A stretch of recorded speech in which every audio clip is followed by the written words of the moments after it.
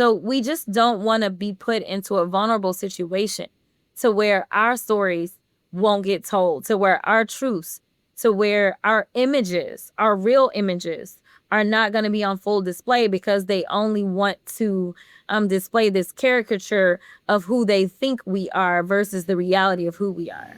Well, what do you think? What's the responsibility to support alternative platforms now that we're in this arms race for access to distribute information?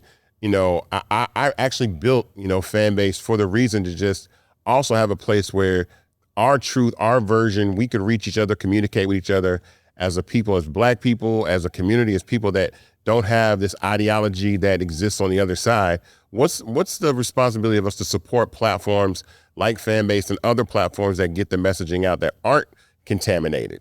Yeah, I think that we've always figured out a way to have our own space. Mm-hmm. No matter what it was, we have always been the culture curators, right? And so people follow our lead and follow our trends. And so I do think it's important that we are very intentional in this moment, especially as they are trying to delete who we are. They are trying to delete our real life stories, Mm-hmm. that we say, you know what? We are not going to allow you to have that much power over us. So we've got to be very intentional in all ways, whether we're talking about the virtual world or whether we're talking about the real world, being very thoughtful about how and where we spend our money and our energy and our time.